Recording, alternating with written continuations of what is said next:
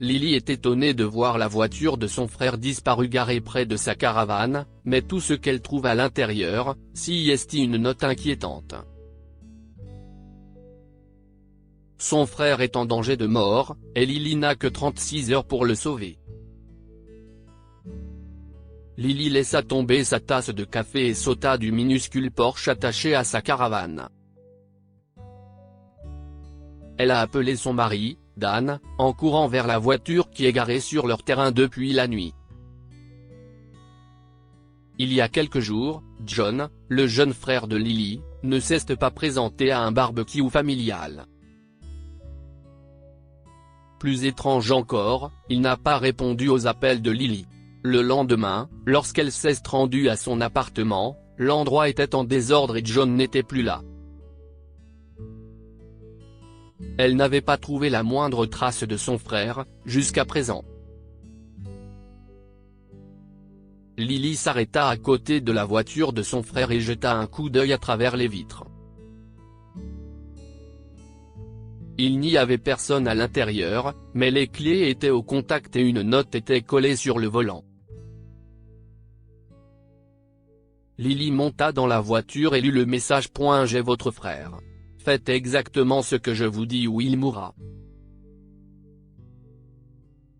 Le souffle a quitté précipitamment le corps de Lily. Son cerveau s'est figé alors qu'elle essayait d'assimiler la nouvelle que John avait été kidnappé et que sa vie reposait maintenant entre ses mains. Votre frère a une dette envers moi, poursuit la note. C'est un chimiste talentueux qui fabrique de bons produits.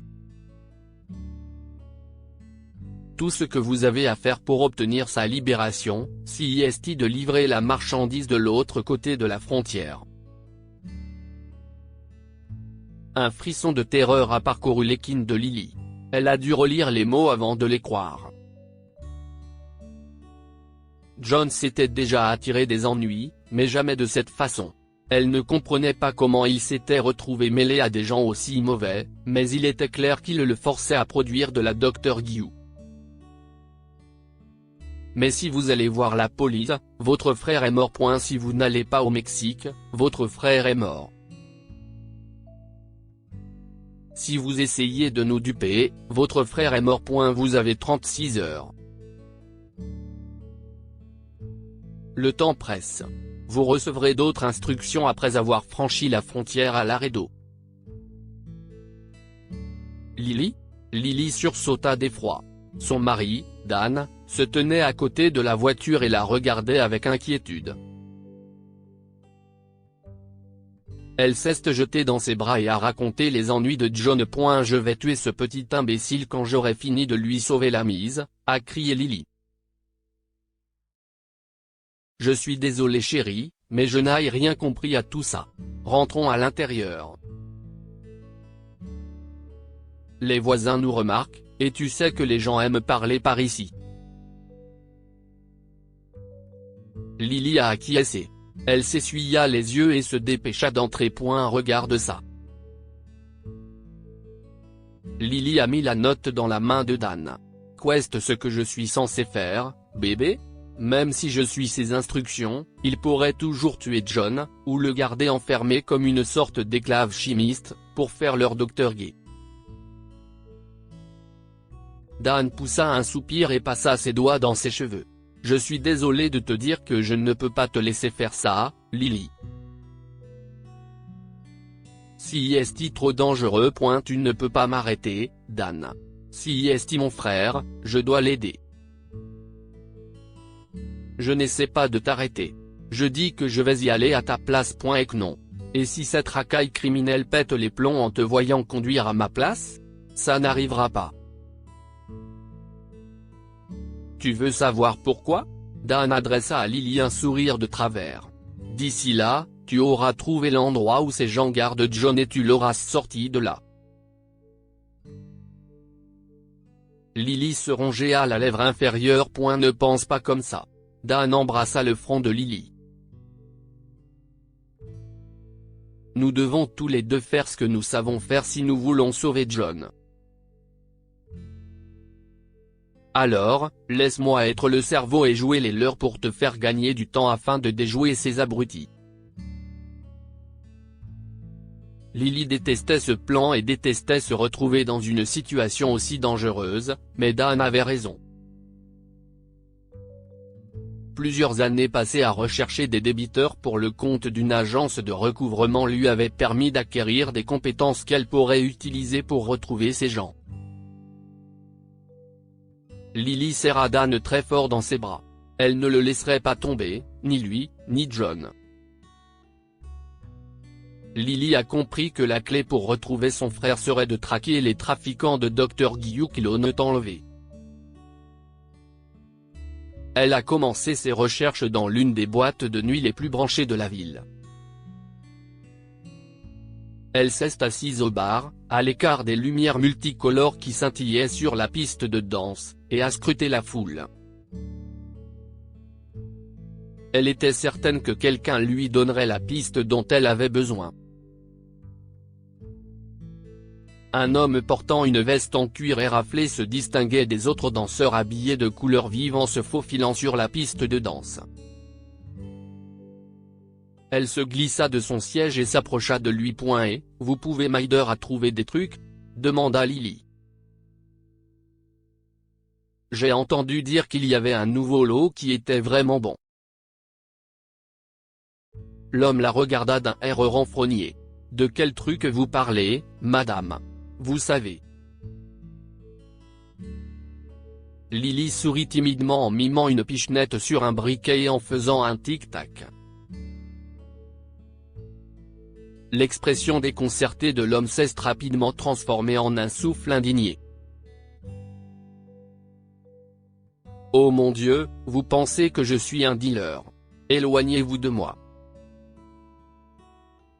Je ne touche pas à ce genre de choses et vous ne devriez pas non plus. » Lily recula rapidement. Elle retourna au bar, où un homme au grand sourire lui demanda s'il pouvait lui offrir un verre. « En fait, je cherche quelque chose d'un peu plus puissant. » Lily lui a fait un clin d'œil. « Vous savez point et que non. » Le type a reculé en levant les mains. « Je ne sors pas avec des junkies. » Lily fronça les sourcils. Cela s'avérait beaucoup plus difficile qu'elle ne le pensait, et elle était parfaitement consciente que le temps ne jouait pas en sa faveur. Elle a fait signe au barman. Elle se pencha sur le bar pour lui parler près de l'oreille. « Il faut que vous m'aidiez, » dit Lily. « J'ai besoin de bonnes choses. Quelqu'un ici doit avoir ce que je cherche. Si vous pouviez juste m'indiquer la bonne direction. Bien sûr que je peux. »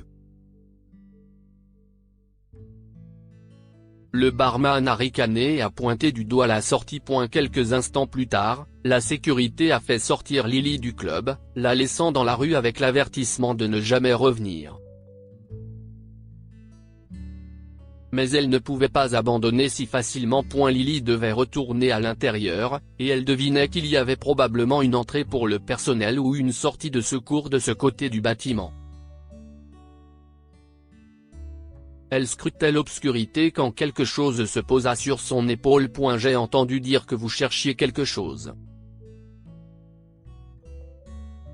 Lily s'est retournée pour faire face à l'homme qui se tenait derrière elle. Il portait un sweat à capuche qui laissait la majeure partie de son visage dans l'ombre, à l'exception de son sourire arrogant. « Vous faites beaucoup de bruit pour ça, aussi, » poursuit-il. « Typique d'un abo. Laissez-moi deviner, un de vos potes vous a fait goûter aux bonnes choses, et maintenant vous êtes venu en chercher d'autres. » Lily se lécha les lèvres et hocha la tête. « Si c'est à peu près ça. Mon pote m'a dit que je devais essayer le dernier lot. Qu'il me ferait halluciner. Vous en avez ? » L'homme gloussa. « Bien sûr que j'en ai, mais vous avez donné un coup de pied dans le nid de frelons là-dedans. » Il a fait un geste de la tête en direction du club. « Je ne peux plus rien faire pour vous maintenant. Retrouvez-moi ici à midi demain, et je vous donnerai ce que vous voulez. » Lily se gara à l'entrée de la ruelle le lendemain et étouffa un bâillement. Elle avait à peine dormi la nuit précédente, ses inquiétudes se manifestant par d'horribles cauchemars à propos de son frère. Lily a baissé sa vitre lorsqu'un homme s'est approché de la voiture. Il se pencha pour regarder à travers sa vitre, et elle reconnut immédiatement son sourire arrogant. « Tout ce que vous avez. » Lily la regardait dans les yeux. « J'ai dit à mon pote que j'allais vous rencontrer, et il m'a demandé d'en prendre assez pour une fête. 100 grammes, ça devrait aller. » L'homme a laissé échapper un petit sifflement. « Jeez, noob. Vous croyez vraiment que je me promène avec des commandes en gros dans ma poche arrière? Il va me falloir un peu de temps pour vous en procurer autant. S'il vous plaît, ne me faites pas attendre plus longtemps. » Lily la regardait avec des yeux de chien battu. « J'ai besoin que vous m'aidez maintenant. Et je le ferai. » L'homme s'est penché par la fenêtre et lui a tendu son téléphone. « Mettez votre numéro. Je vous appellerai dans 1 heure pour vous dire où me retrouver. » Lily lui sourit et tapa son numéro. Elle la regardait retourner dans la ruelle, puis a démarré sa voiture et s'est éloignée. Lily fit le tour du pâté de maison et arriva à l'entrée opposée de la ruelle juste à temps pour voir l'homme monter dans une berline rouge. Il était facile de suivre la voiture rouge dans la circulation. Lily la regardait s'arrêter au drive-in d'un restaurant et a gémi de frustration. Elle n'avait pas de temps à perdre pendant la pause déjeuner de ce type. Lily a gardé les yeux sur la voiture rouge en contournant lentement le trottoir. Il est sorti du drive-in, et son téléphone a sonné. « J'ai vos affaires », dit l'homme. « Retrouvez-moi au parc au coin de Washington dans 10 minutes. » Lily regarda fixement le restaurant. Il venait de passer par le drive-in et ne s'était arrêté nulle part ailleurs. La prise de conscience frappa Lily comme un éclair. Le restaurant était une façade pour les trafiquants de produits stupéfiants. Désolé, mec, mais mon pote vient de m'envoyer un texto. Il a obtenu ce dont nous avons besoin de la part de son gars habituel. Peut-être la prochaine fois, dit Lily. Une série de jurons a traversé la ligne avant que Lily ne raccroche. Elle a fait le tour du quartier, puis s'est garée devant le restaurant et s'est précipitée à l'intérieur. Il y avait un comptoir près de l'entrée pour commander et prendre des plats à emporter. Des tables remplissaient la grande salle à manger qu'elle a aperçue à travers une arche sur sa droite. Les personnes assises là mangeaient des hamburgers et des pizzas. Rien ne laissait présager qu'il se passait quelque chose de douteux ici. Lily jeta un coup d'œil à l'entrée et se figea. L'homme qu'elle avait rencontré dans la ruelle se tenait à côté de sa voiture avec des hommes à l'allure débraillée. Le dealer a pointé du doigt le restaurant, et les hommes se sont approchés de l'entrée. Tout était fini pour John si ces hommes la surprenaient ici. Lily s'élança vers la sortie la plus proche, heurtant un serveur alors qu'elle poussait les portes battantes vers la cuisine. « Eh, vous n'avez pas le droit d'être ici !» Lily fixa le cuisinier en colère qui pointait sa spatule sur elle. « Désolé, mais je dois sortir par l'arrière », s'écria-t-elle en se précipitant vers la sortie située à l'autre bout de la cuisine. Le cuisinier continua de crier tandis que Lily esquivait une palette remplie de légumes et un homme portant un plateau en plastique de viande congelée. Elle s'est élancée par l'entrée arrière et s'est heurtée à un homme qui tenait un presse-papier. Désolé. Lily a contourné en courant le côté du camion de livraison garé près de la porte. Des voix irritées résonnaient dans la cuisine. Ces hommes devaient être juste derrière elle. Elle n'avait pas le temps de courir, elle devait se cacher. Un deuxième camion de livraison égaré à proximité. L'une des portes de l'espace de chargement était ouverte. Lily courut jusqu'au camion, plongea à l'intérieur et se cacha dans le coin, derrière la porte fermée. Le livreur a dit qu'elle était partie par là. Le cœur de Lily a battu la chamade dans sa poitrine. Elle a sorti son spray au poivre de sa poche et l'a tendu, prête à l'utiliser au moment où quelqu'un passerait la tête dans sa cachette. Elle a dû passer par le côté. Va devant et vérifie sa voiture. Je vais par là. Des bruits de pas résonnèrent sur le béton. Il se rapprochait, et Lily appuya son doigt sur son spray. Puis les pas la dépassèrent et continuèrent jusqu'à ce qu'elle ne les entende plus. Lily poussa un profond soupir. Elle pencha la tête pour écouter le moindre indice indiquant que ses poursuivants se trouvaient encore dans les parages. Dans le coin le plus éloigné, il y avait des tonneaux étiquetés avec des crânes de mort. Des paquets de lunettes de sécurité emballés dans du plastique et des masques de protection avec des respirateurs à bulbes étaient empilés près de la porte, à côté d'une pile de combinaisons de protection. Tout ce dont un voyou peut avoir besoin pour préparer de la Dr Guillou. La porte de la zone de chargement s'est refermée avec un bruit sourd qui a résonné dans l'espace. Le camion s'est mis en marche une minute plus tard, emportant Lily vers une destination inconnue. L'arrière du camion était chaotique et sombre. Lily s'est arc-boutée dans un coin et a sorti son téléphone de sa poche. Ce camion l'emmènerait sûrement à l'endroit où John était gardé puisqu'il était chargé de produits chimiques et d'équipements de sécurité. Elle enverrait à Dan sa position dès qu'il s'arrêterait. Lorsqu'elle déverrouilla son écran, elle remarqua immédiatement un message de son mari. Il approchait de la frontière dans la voiture de John. Ses doigts tremblaient d'anxiété alors qu'elle tapait une réponse pour lui faire savoir qu'elle était sur le point de retrouver son frère. Lily a fermé les yeux et s'est appuyée contre la paroi du camion. Ses 36 heures étaient presque écoulées. Tout dépendait maintenant du camion qui la conduirait à John. Si elle s'était trompée sur sa destination, son frère mourrait, et tout serait de sa faute. Le camion s'arrêta enfin. Lily étira péniblement ses jambes raides.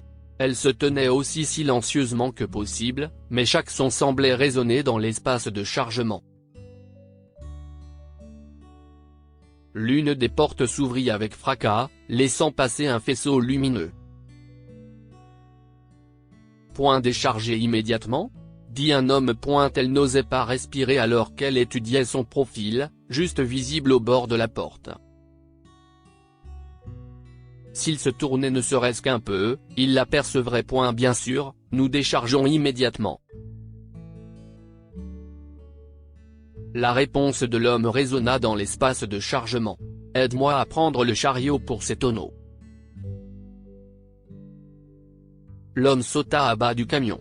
Lily l'écouta s'éloigner avec son compagnon et se glissa jusqu'à la porte ouverte. Il faisait gris dehors, mais pas encore tout à fait nuit. Une brise glaciale tira les cheveux de Lily, qui scruta rapidement les alentours. Le camion s'était arrêté sur un chemin de terre jonché de sable. Un mesquite poussait à proximité. Lily est descendue du camion et a couru se cacher derrière. Des épines provenant de diverses petites plantes poussant sous le mesquite ont piqué les tibias et les chevilles de Lily alors qu'elle était accroupie derrière l'arbre. Des coyotes hurlaient dans les collines derrière elle, et il n'y avait aucun signe de civilisation aussi loin que Lily pouvait voir. Lily regarda les hommes décharger le camion. Ce n'est qu'après qu'il s'est éloigné qu'elle a vu une longue remorque posée directement sur le sable du désert. Une lumière brillait à l'une des fenêtres. Lily s'approcha et jeta un coup d'œil à l'intérieur. John. Lily se couvrit la bouche en voyant son frère. Elle s'attendait à le trouver enchaîné et battu, mais il était indemne, souriant.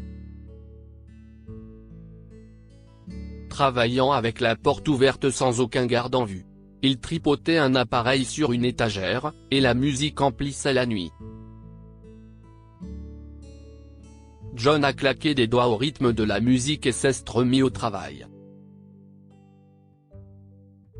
John n'était pas retenu prisonnier. Il participait volontairement à ce trafic de Dr Guillou.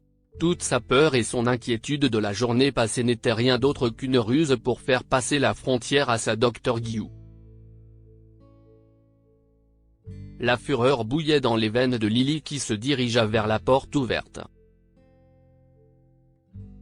John se retourna, son visage choqué et surpris lorsqu'il aperçut sa sœur. « Tu es un menteur, une ordure, grogna Lily. Je vais te tordre le cou. Ouah, Lily. » John a levé les mains et s'est éloigné. « Je sais que tu es en colère, et tu as tous les droits de l'être, mais je peux t'expliquer. Je m'attends à ce que tu le fasses. Et il vaudrait mieux que ce soit une sacrée bonne explication. Comment peux-tu être impliqué dans une chose pareille? Maman et papa doivent se retourner dans leur tombe. Je n'avais pas le choix. Bon sang. » John baissa la tête. John renifla et s'assit sur une chaise de bureau dans un coin de la pièce. Ils m'auraient tué si je ne travaillais pas pour eux. Je n'ai jamais voulu t'impliquer là-dedans, mais il y a eu un incendie récemment. Il a tout détruit. J'ai dû trouver un peu lent rapidement pour ne pas avoir la tête sur le billot. Alors tu t'es tourné vers moi. Sauf qu'au lieu de me demander de l'aide pour te sortir de là, tu as décidé de me piéger. Lily secoua son poing en direction de John. Comment as-tu pu? Je suis désolé. John la regarda en pleurant. Je savais que tu penserais du mal de moi si je te disais la vérité. Même maintenant, tu me juges, je le vois sur ton visage. Le petit frère s'est encore mis dans le pétrin et Lily doit sauver la situation. Si est exactement ce que tu penses, n'est-ce pas? Et regardons les choses en face, tu n'aurais jamais accepté de faire passer de la Dr Guillou à la frontière pour Myder, poursuit John. Tu aurais voulu aller voir la police. Le ciel interdit à la parfaite Lily de se salir les mains, n'est-ce pas? Bien sûr, je serais allé voir la police. Tu crois que je veux voir mon frère impliqué dans des activités criminelles? Lily secoua la tête. Il n'est pas trop tard, John. Il doit y avoir un moyen de t'aider à te sortir de là. C'était mon dernier travail pour eux, je le jure. John croisa les mains et lui lança un regard suppliant. Je vais m'en sortir après ça. Lily croisa les bras. Elle doutait de la promesse de son frère, non pas parce qu'elle pensait que ses intentions n'étaient pas sincères, mais parce qu'il cherchait toujours une issue facile à ses problèmes. Il n'avait jamais été fidèle à sa parole. Très bien. Je ne te dénoncerai pas à la police, John, mais je ne peux pas non plus te pardonner pour ça. Oublie le chemin jusqu'à chez moi. Lily essuya avec colère les larmes qui se formaient dans ses yeux. Je ne veux plus te revoir tant que tu ne seras pas propre et débarrassé de cette absurdité de fabrication de Dr Guillou. Lily s'est retournée pour partir, mais son téléphone s'est mis à vibrer dans sa poche. Elle fronça les sourcils en voyant qu'elle avait reçu un appel d'un numéro inconnu. Madame Collins, lui a demandé un homme quand elle a répondu à l'appel. J'appelle du point d'entrée Laredo Juárez Lincoln pour vous informer que nous avons arrêté votre mari après qu'il a tenté de franchir la frontière dans une voiture contenant des produits de contrebande. Lily s'est souvenue de l'insistance de Dan pour qu'il conduise la voiture jusqu'à la frontière et de sa foi inébranlable en sa capacité à trouver John. Elle venait de dire à son frère qu'elle ne le dénoncerait pas, mais tout cela était de sa faute depuis le début. Il est innocent, monsieur l'agent. Lily se tourna vers John. Je suis avec quelqu'un en ce moment même qui peut tout expliquer. Tu es une menteuse. Tu as dit que tu ne me dénoncerais pas, hurla John. Il s'est levé d'un bond et s'est précipité vers la porte. Lily a sorti son spray au poivre, l'a pulvérisé sur John et a claqué la porte. Elle se jeta de tout son poids contre elle alors qu'elle verrouillait le cadenas crocheté à travers un anneau encastré dans le mur. « Madame ?» dit l'officier. « Tout va bien ? » « Officier, j'ai besoin de vous envoyer ma localisation, » dit Lily. « S'il vous plaît, envoyez la police ici aussi vite que possible. Partagez cette histoire avec vos amis. Elle pourrait égayer leur journée et les inspirer. Lire aussi. Un père laisse son fils dans une voiture à la station de lavage, le garçon disparaît sans laisser de traces.